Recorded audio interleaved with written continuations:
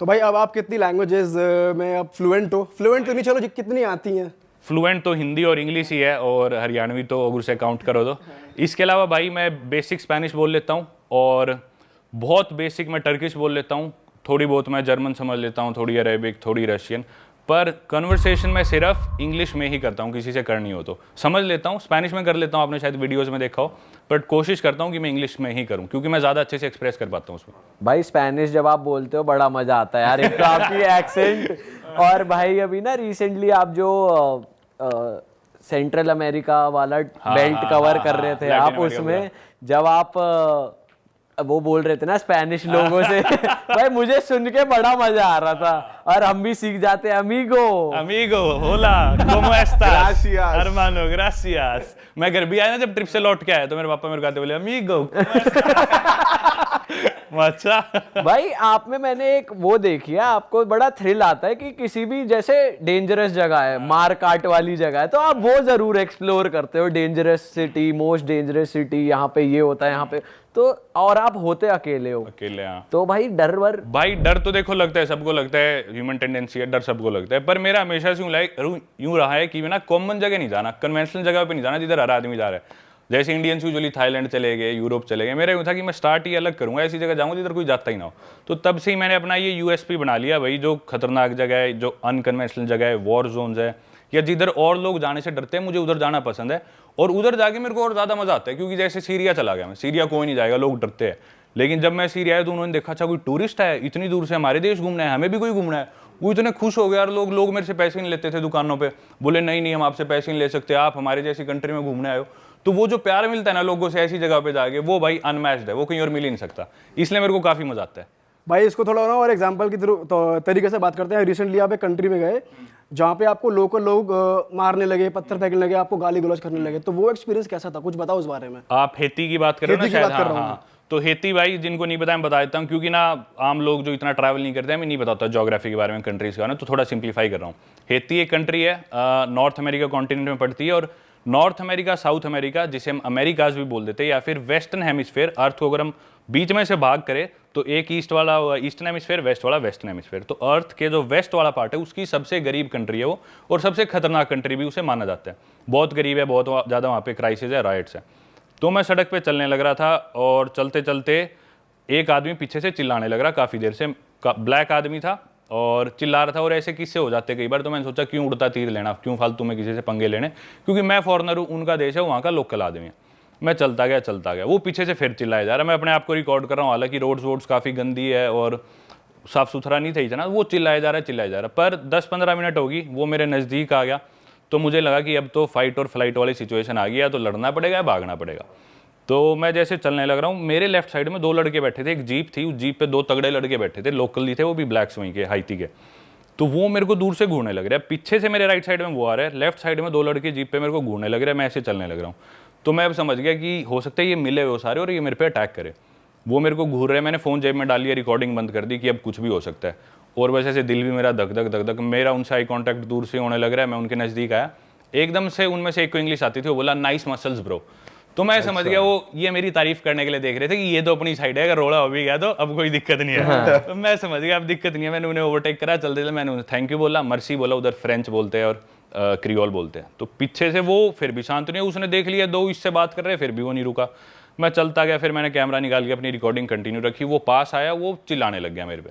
फिर मैंने सोचा भाई अब तो इसे देखते हैं। मैंने देख लिया ये अकेला है, मुझे ये भी दिख गया इसके पास हथियार नहीं है, साइज में उसके डबल था ऑलमोस्ट। तो मैं सोचा अब तो मैं इसे ले लूँगा लपेटे में। वो पास आया, मैं बोला हाँ क्या सिस्टम है तेरा। मैंने बढ़िया उसे धमकाया इंग्लिश में, मैंने उसे गाली नहीं दी क्योंकि उसने गाली नहीं दी थी। उसने मेरे पे हाथ नहीं उठाया, मैंने नहीं उठाया, तो मैंने उसे धमकाया बढ़िया इंग्लिश में। उसके पास गया, जब मैं पास आया तब उसने देखा कि भी ये तो साइज़ में डबल है मेरे से, दूर से उसे पता नहीं चल रहा था। तो मेरे यहाँ तक आ रहा होगा, वो 5.25 साढ़े 5 फुट का होगा, मैं 6.5 फुट का लगभग। तो वो डर गया एकदम से, वो फिर एकदम बिदक गया, नहीं ये वाई आर यू रिकॉर्डिंग। मैं बोला भाई मैं अपनी वीडियो बना रहा हूँ, तेरी थोड़ी बना रहा हूँ, तेरे को क्या दिक्कत है, मैं चाहे कुछ करूँ, तू प्रेसिडेंट है इस देश का जो मेरे को बताएगा कि इधर रिकॉर्डिंग ना अगर कौन है, तू पुलिस वाला है, तेरा क्या सिस्टम है। तो कर करके बोला नहीं you know better than me, I am sorry, do whatever you want to. वो डर गया और उसे धमका के फिर मैं आ गया। तो भाई ये इंसिडेंट था जो आप बात कर रहे थे। पर भैया अगर इतनी तुम्हें प्रॉब्लम है कि मैं गंदगी दिखा रहा हूँ तो अपना देश साफ कर लो भाई। लोग इंडिया के भी तो गंदगी दिखाते हैं, है तो हमारी गलती है, साफ करो इसे, बात खत्म।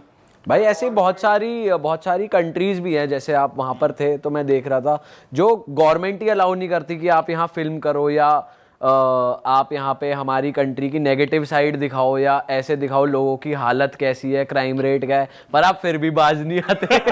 भाई मैं एक कंट्री उसमें से सोमालिया है, Somalia which is also considered to be the most dangerous country in the world. Somalia capital है मोगादिशु। मोगादिशु में कोई नहीं जाता भाई, वो बिल्कुल हर 100-200 मीटर पे चेक पॉइंट है। 15-16 साल के बच्चे होते हैं, उन्हें मिलिट्री में डाल देते हैं, सारे बंदूक लेके घूम रहे होते हैं, या तो वो गवर्नमेंट की मिलिट्री में या फिर जो अगेंस्ट मिलिशिया छोटे ग्रुप्स टेररिस्ट ग्रुप्स हैं उनमें।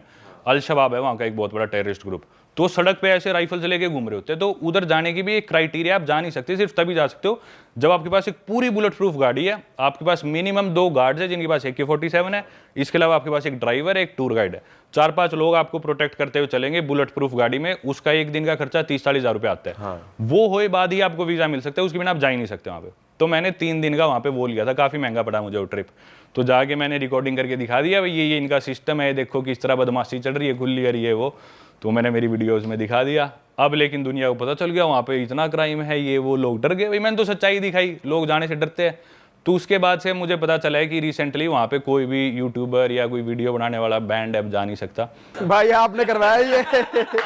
सबके रास्ते बंद करा दिया आपने। सुधार लो भाई फिर। भाई सही बात है भाई, ये लोग इंडिया के लिए तो बहुत बोलते हैं कि इंडिया में क्राइम है, इंडिया में ये है, खुद ही कंट्रीज में देखो भाई। भाई मैं तो मानता हूँ, हम थोड़ी देर पहले पॉडकास्ट से पहले मैं और शुभम भाई डिस्कस कर रहे थे, न्यूयॉर्क की बात कर रहे थे। भाई न्यूयॉर्क में हमें ज्यादा डर लगता है यार। इंडिया, लोग सोचते हैं न्यूयॉर्क वो अमेरिकन ड्रीम में जी रही है, times square, statue of liberty. New York ज्यादा खतरनाक है अगर तुम बेवकूफ हो तो। सही बात है भाई, और गंदा भी ज्यादा है इंडिया से भाई। ज्यादा मेट्रो स्टेशन देख लो उनके। मेट्रो स्टेशन देख लो भाई। एक ना इंस्टाग्राम पे पेज है, उसका नाम है सबवे क्रिएचर्स, SUBWAY क्रिएचर्स। वो ना न्यूयॉर्क मेट्रो के सीन्स दिखाता है। अपने शायद दिल्ली मेट्रो में एक कोई लड़की थी, छोटे कपड़ों में आ गई, कितना हुआ बना था कि छोटे कपड़ों में ऐसे कैसे आ गई मेट्रो में, रिस्पेक्ट नहीं करी इंडियन कल्चर को। भाई वो पेज जाके देखना, तुम्हें सच्चाई पता चलेगी। कई लोग, मैं बताता हूँ ना, मेरी बातें मानते नहीं लोग। भाई मेट्रो स्टेशन में जाके मेट्रो चलती मेट्रो के अंदर पॉटी कर रहे हैं। क्या? हाँ भाई, पेज पे देखो, मेरे खुद आंखों देखी चीजें है, तो मैंने मेरी आंखों से देख रखा है। एक आदमी लेके आया टब, एक लेके आया एक जार में पानी। वो टब सा खोला, मेट्रो में लोग बैठे, सीट पे बैठे, एकदम से उस टब पे खड़ा हो गया और अपना वो जार उठाया और खुद के ऊपर पानी डाल लिया। फिर कपड़े उतारे, वही पानी उठा के नहाने लग गया मेट्रो के अंदर। ये होता है भाई। भाई अच्छा, यहाँ पे 2 चीजें आती हैं। एक तो हो गया, जैसे आपने बोला पॉटी कर रहे हैं, वो होमलेस लोग हैं। लेकिन ये जो आपने बोला शार लेने वाला, कुछ लोग कंटेंट के लिए भी कर रहे हैं। कंटेंट नहीं भाई, वो क्रेजी है लोग, कंटेंट वाले भी है, पर ना काफी लोग ड्रग ही होते हैं ना, ड्रग एडिक्ट्स है, मेंटली अनस्टेबल है, हिपी टाइप हो, हिप्पी भी कह लो। पर वो ना जिस तरह डिप्रेशन इतना यार, कम्युनिटी लिविंग है नहीं अपने तरह। अपने तो परिवार वाले संभाल लेते हैं, दोस्त रिश्तेदार संभाल लेते हैं, अकेले रहते बिल्कुल आइसोलेटेड। थोड़ा सा भी दिमाग फिर गया, सेटिंग छोड़गी तो गर्लफ्रेंड छोड़गी तो चले जाते। सही बात है। फिर वो अपने नशे करते हैं, वो लाइफ से बिल्कुल ऑफ ट्रैक हो लेते हैं। भाई गन्स वगैरह भी तो आसानी से मिल जाती है वहाँ पे, हर किसी को, कोई भी ले सकता है शायद। हर स्टेट के लॉज अलग है। कुछ स्टेट्स में तो ऐसे सीधा वॉलमार्ट पे जाओ, ठीक है, मेरे को दे दे एक ब्रेड का पैकेट और एक बंदूक दे दे, जाके ले आओ, ऐसा सिस्टम है। तो हर स्टेट के, न्यूयॉर्क के थोड़े से स्ट्रिक्ट है, पर न्यूयॉर्क में भी मिल जाती है। और वहाँ गन खरीदो तो कितने की आएगी? भाई गन मैंने खरीदी नहीं यार कभी, पता नहीं, गन का मुझे आइडिया नहीं। अच्छा। लेकिन टूरिस्ट लोग थोड़ी खरीद सकते हैं। नहीं, टूरिस्ट नहीं ले सकते, आप वहाँ के सिटीजन होने चाहिए। एग्जैक्ट नहीं, मैंने सब पूछा कि आपको पता हो कि कोई नहीं, वो मैंने नहीं, पर अपने से तो सस्ती होंगी ऑब्वियसली। सबवे में वहाँ पे एक और चीज होती है भाई, मेट्रो जैसे आ रही है तो कोई आदमी मेट्रो के पास खड़ा नहीं मिलेगा। अपने वो पीली पट्टी होती है, वो भी अपन क्रॉस करके खड़े हो जाएंगे, ड्राइवर को भी कर देंगे हाँ इधर लगा। वहाँ ऐसे नहीं, वहाँ खड़े होंगे 10 फुट पीछे। ये नहीं कि वो सिविलाइज्ड है, ये क्योंकि वो डरते हैं। क्योंकि कई लोग क्या करते हैं, जो दिमाग से पागल है, मेट्रो आ रही है किसी को भी, वो दिमाग से पागल है, धक्का दे देंगे, वो मेट्रो से भिड़ के मर जाते लोग। तो ऐसे बहुत कॉमन है इंसिडेंट्स। मैं पहले दिन खुद आगे खड़ा, मैं सोच रहा है लोग पीछे क्यों खड़े। फिर मेरे को एक लोकल ने बताई, फिर मैंने जाके यूट्यूब पे वीडियोस देखी, इतना कॉमन है भाई। हर दूसरे तीसरे दिन किसी को धक्का देते हैं, मेट्रो के आगे चिप जाता है। भाई इंडिया तो वैसे ही बदनाम है, दिमागी संतुलन तो अमेरिका वालों को खिला हुआ है ज्यादा। हाँ भाई वो ज्यादा चटक है। और आप तो गए हो टाइम स्क्वायर के आसपास, कितने होमलेस होते हैं भाई। वो एक ना फीलिंग, आप जो सोचते हो कि हम टाइम स्क्वायर पे होंगे, बहुत खुला मजा आ रहा होगा, पर डर लगता है भाई वहां पे। डर लगता है भाई, सीपी ज्यादा बढ़िया बने टाइम स्क्वायर से। सही में। मेरी एक वीडियो मेरे को बनानी थी, वो बीच में रहेगी, Connaught place versus time square. तो उसकी शूटिंग पूरी हुई नहीं, पर मैं पूरा कंपेयर करके बताऊंगा भाई अपना सीपी। तो यहाँ कुछ पॉइंटर्स अगर आप बता सकते हो। जैसे कि सीपी में आपको रिक्शा लेनी हो, एक रिक्शा आपको ए ब्लॉक से सी ब्लॉक जाना हो, कितने 10 रुपए ले लेगा, 20 रुपए ले लेगा। टाइम स्क्वायर में भी रिक्शा है, उस रिक्शा का प्राइस है 1 किलोमीटर का 7,000 इंडियन रुपीज, 7,000 रिक्शा के रुपए। तो वो एक ही पॉइंटर था। सीपी में आपको रात को जैसे पार्टी करनी है तो कुछ भी आपको 11-12, वीकेंड है तो शायद 1 बजे तक आप बार्स में बैठ सकते हो। टाइम स्क्वायर में 11 बजे ऑलमोस्ट सब डेड हो लेता है।